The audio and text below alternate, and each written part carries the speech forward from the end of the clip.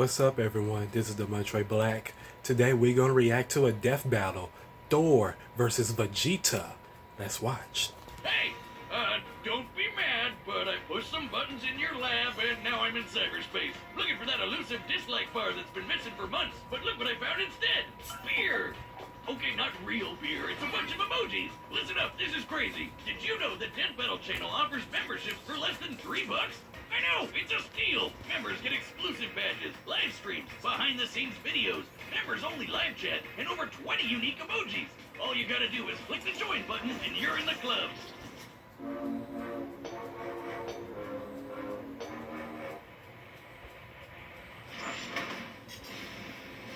Thor, the god of thunder. And Vegeta, the prince of all figures. The sky shakes when they appear, and the earth trembles when they approach. No world can contain the power of these two gods of war. Or their egos. He's Wiz and I'm Boomstick. And it's our job to analyze their weapons, armor, and skills to find out who would win a death battle. Thunder cracks, the heavens rumble, lightning blinds your eyes. You look up to the sky and pray for mercy because Thor is angry. Well, you would have if you were a Viking. Nowadays, we don't have time for myths and legends. Oh, don't we? For in the modern mythology of Marvel Comics, the Norse god of thunder was reborn. And I'd wager this Thor is a hell of an upgrade. The son of the All-Father Odin, Thor lived the life of a warrior prince, battling all manner of magical foe for thousands of years. That is, until he got a little too big for his britches. So to teach him a lesson about humility and compassion and whatever, Odin exiled him to the worst place in the universe, New York. Ooh, you hate to see it. Thor's Asgardian body is immensely durable, immune to disease, and capable of healing far faster than any mortal man. He's also the literal god of strength. We're talking lifted a planet-sized serpent strong, knocking out the Phoenix Force strong, arm wrestling with Hercules and almost throwing the Earth out of orbit strong. Notably, he was once blasted with a graviton bomb, which subjected him to the gravity of a neutron star. That's over 200 billion times greater than Earth's gravity. And he's got the stamina to match. He's able to fight for 40 days and 40 nights without stopping. And what better weapon for the god of storms to wield than a sentient cosmic storm? Eons ago, the almighty god Tempest rampaged through the universe. It arrived in Asgard, and after a pitched battle, Odin managed to trap it within a block of the magical ore Uru that he would forge into his son's hammer, Mjolnir. Oh, what more can be said about this beautiful thing? Forged in the heart of a dying star that went supernova and killed the dinosaurs, Mjolnir is maybe my favorite thing ever. He can channel bolts of lightning, manipulate the weather, open portals to other dimensions, and absorb and redirect energy attacks.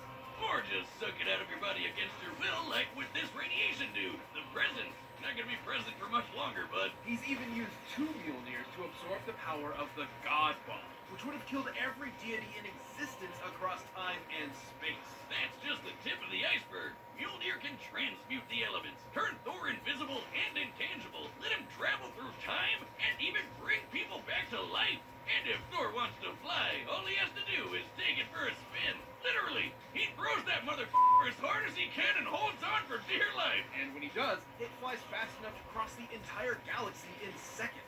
Only one problem. It's a little teeny. Unlike Thor's big-ass axe, Jarnbjorn, it's sharp enough to cut through celestial armor, and it's unbreakable, and an axe.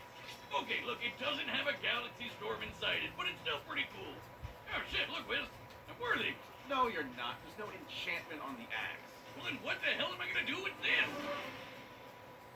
But should he face an enemy beyond the likes of even his world-shattering strength, Thor can harness his inherent godly power into one single ultimate attack, the God Blast. God is right.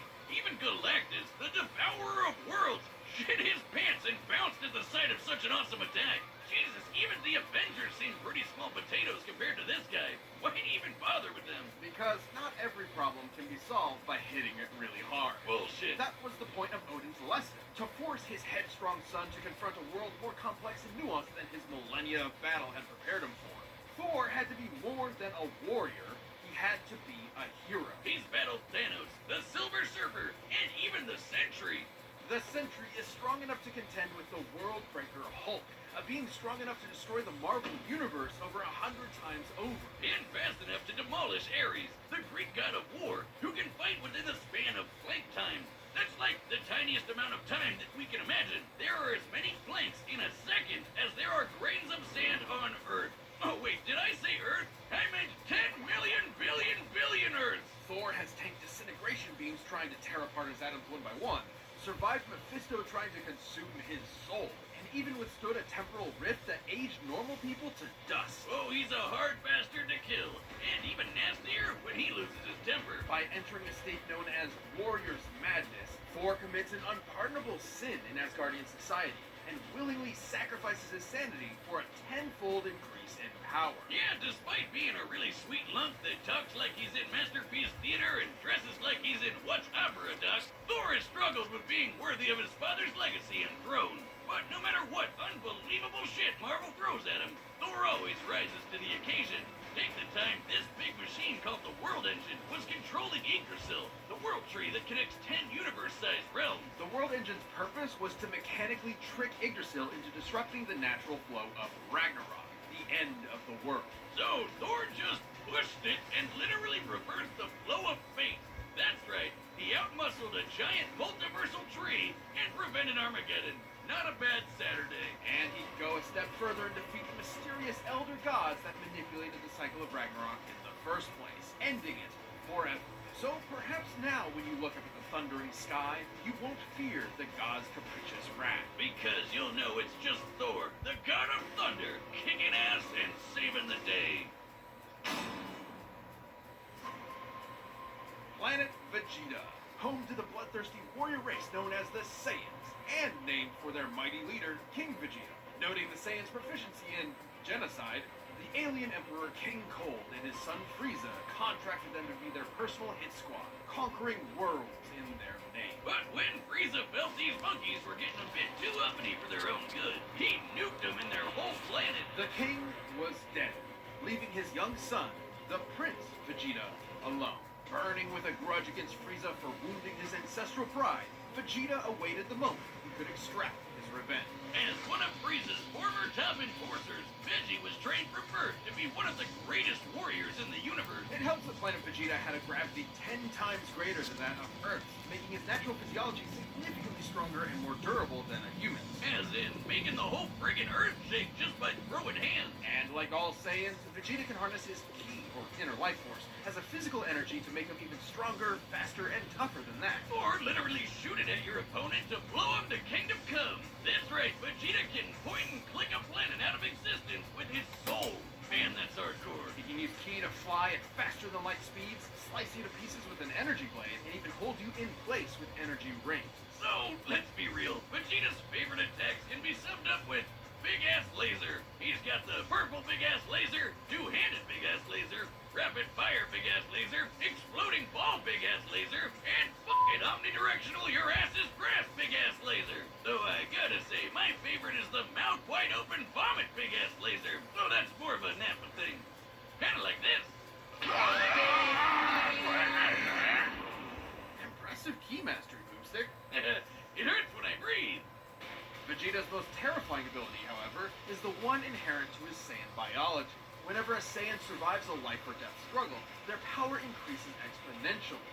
That's what Frieza was so terrified of, the Saiyan's infinite evolutionary potential. So it's no wonder Vegeta eventually toppled the alien tyrant with the help of another surviving Saiyan, Kakarot. And with Frieza's defeat at the hands of this Earthbound Super Saiyan, Vegeta had a new rival and a new goal. Become blonde!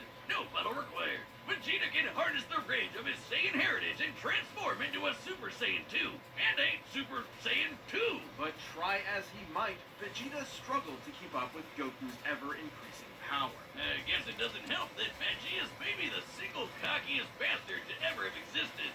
Yeah, sure, dude. Let Cell become perfect. Nah, we'll be fine. Hope your spine is doing alright. Dumbass. Though Vegeta did manage to accomplish something that even Goku couldn't do on his own, becoming a god. Once he and Goku met the god of destruction, Beerus, they had a whole new lineup of martial artists to conquer, with some angelic training to boot. With Spirit Fission, Vegeta can forcibly absorb an opponent's ki with every strike. And he even learned Goku's patented instant transmission, allowing him to teleport huge distances. But most importantly, with God Ki, he can go even further beyond and become a Super Saiyan God. A Super Saiyan God Super Saiyan, and a Super Saiyan God Super Saiyan Evolved. His power got completely insane. The dude was strong enough to destroy the Room of Spirit and Time, an entirely separate dimension, just by powering up. When Goku fought Beerus, he nearly destroyed the universe. That was the very first time he ever went Super Saiyan God. Considering we've measured Dragon Ball's Universe 7 to be up to 13 times bigger than our own, he'd need to be punching with that much more energy to bust it. And since the shockwaves of their punches traveled across the universe in seconds, Goku would have had to be punching that fast too. And that's not accounting for Vegeta's training in various exponential transformations. When an amount of power is measured by how many universes it can destroy, that power itself becomes incomprehensible. Oh, we're not done. Vegeta can tap into the same monstrous energy Beerus has, destruction energy. And when he does, he can perform Hakai and erase your ass from existence entirely. It erases you physically, spiritually, and even temporally, as in it wipes you from time itself. Such is the might of a god of destruction. For when Vegeta wants to go one step beyond, he seizes that very power.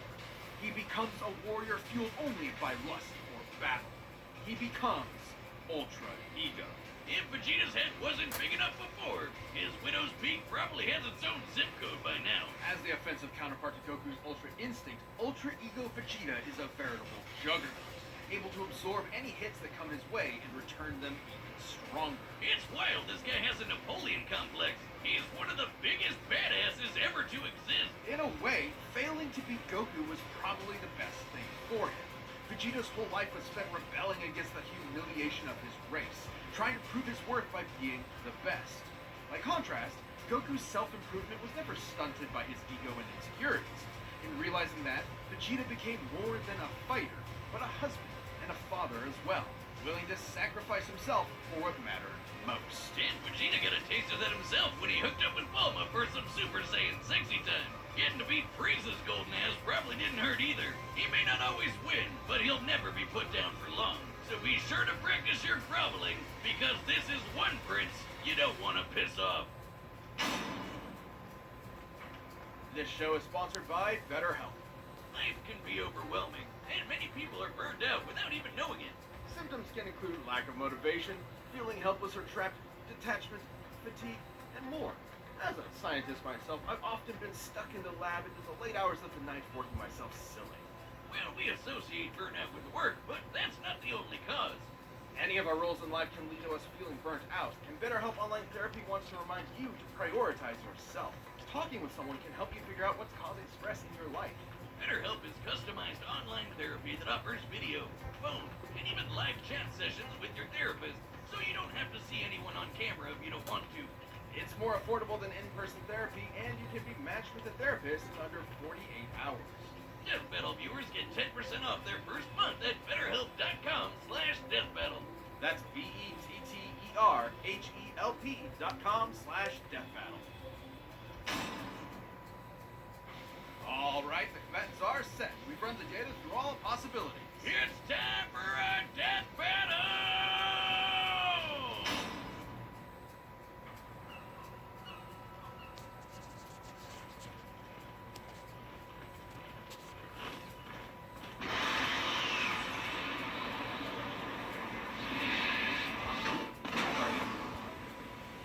Oh there, mighty warrior.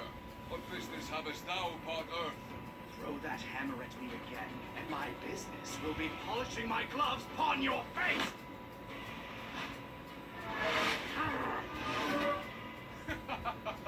Didst that count?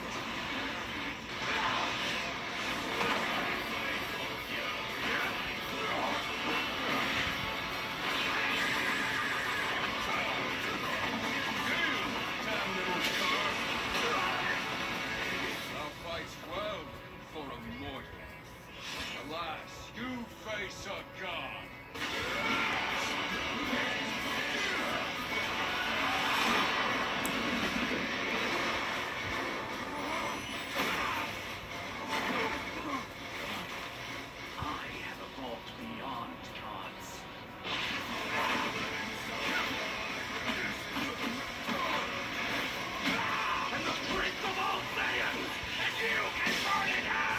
Ooh.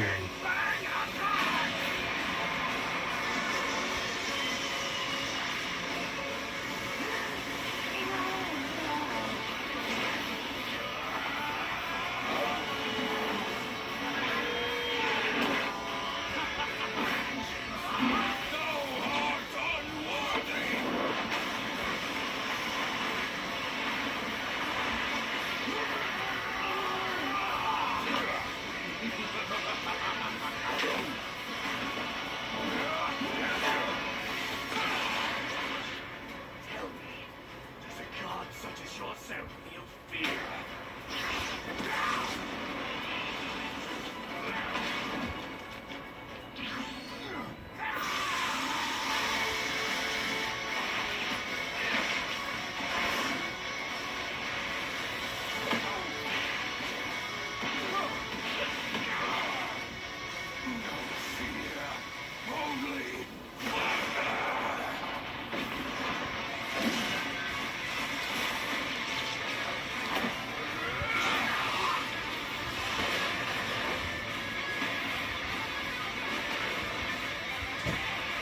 You will feel its oblivion!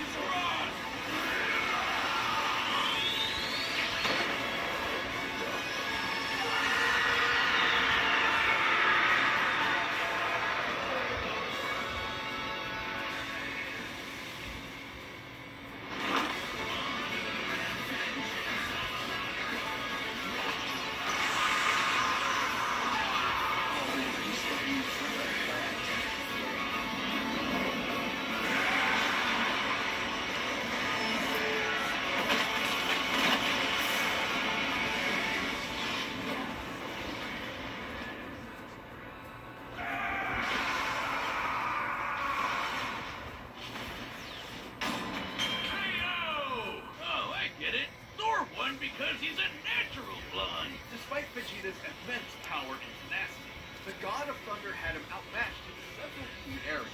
First off, the big one, who was stronger. Despite being up against the God of Strength, Vegeta actually matched up pretty closely with Thor. Both could output power far in excess of destroying a single universe. It's always tough to get an exact number for Dragon Ball Super's most powerful characters, but we can combine the size of Universe 7 with multipliers from Vegeta's transformations to get a rough estimate. It's important to note that Ultra Ego's power boost has never been stated, but we do know that Super Saiyan Blue Goku and Super Saiyan Blue Vegeta were roughly even in power. When Goku applied a Kaioken times 20 boost to fight Jiren, Vegeta kept up after going Blue Evolved, implying that both increases in power are roughly the same increase. Similarly, Blue Vegeta matched base Top, and needed Blue Evolve to keep up with Top's God of Destruction form, which is extremely similar to Ultra Ego in theme and purpose. Given this is the best current example of a measurable form akin to Ultra Ego, we can assume that Ultra Ego's boost in power, at least initially,